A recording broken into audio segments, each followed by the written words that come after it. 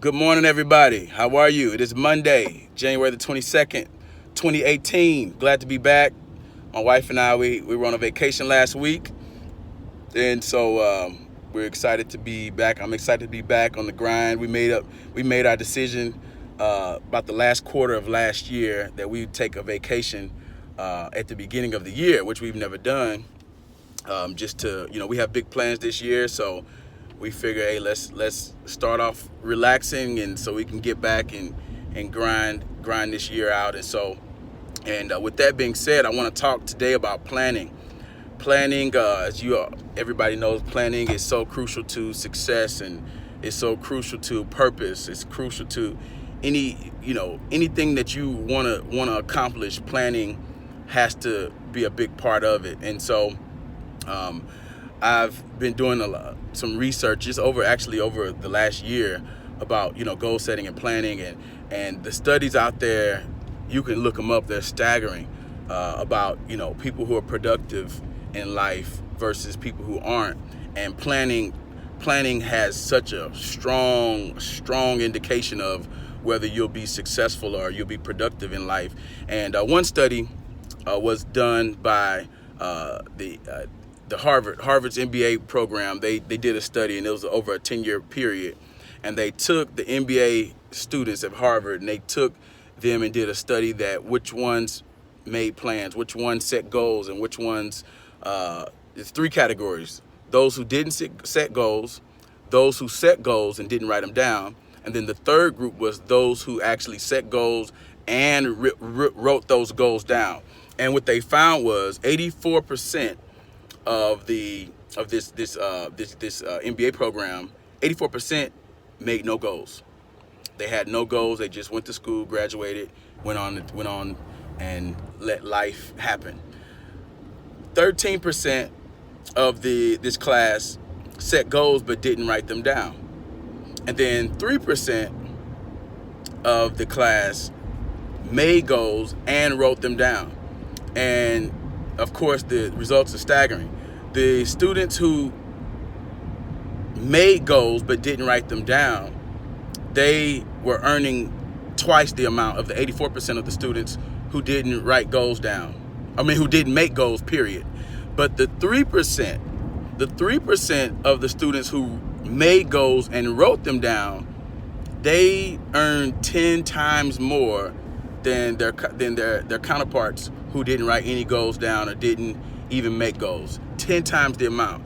And that reminds me, it's like the Pareto theory, 80-20.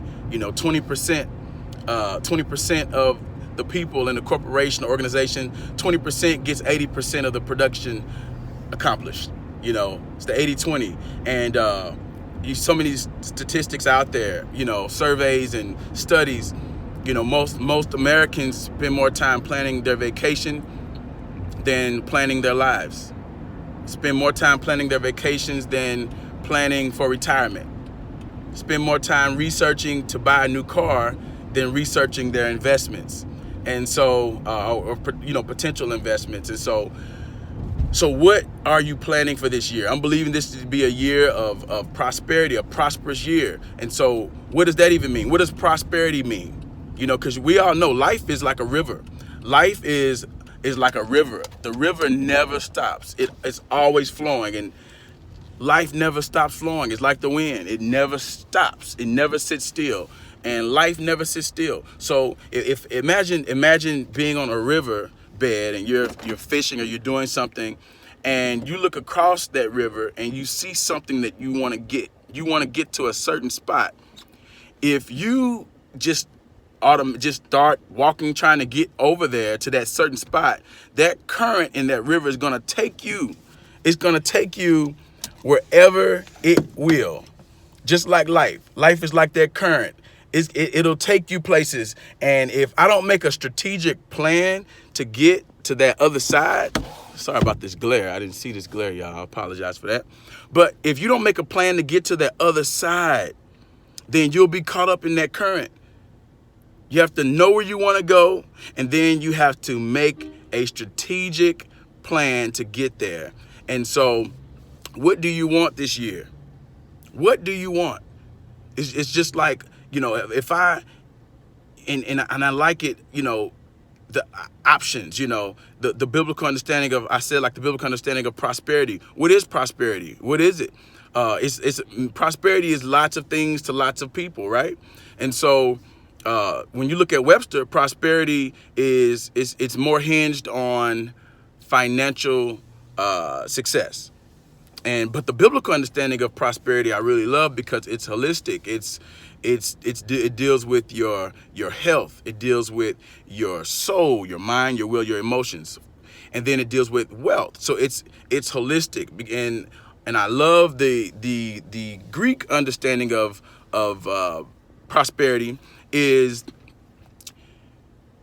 a journey, a successful journey, a road, a successful path. The Hebrew understanding of prosperity, it deals with knowledge, understanding, wisdom, becoming an expert.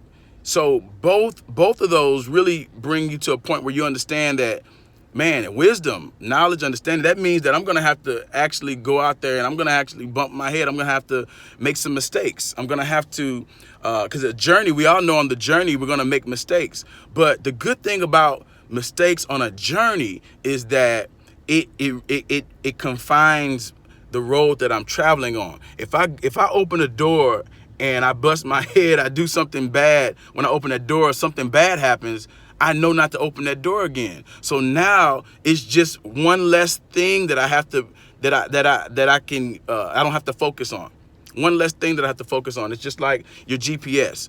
You know, if you just plug in Walmart, you'll probably see 20, 30 Walmarts. Based on your scope, you'll see maybe 100, 1,000 Walmarts. But once you click Walmart and then choose your location, now then and only then will you get a detailed set of instructions.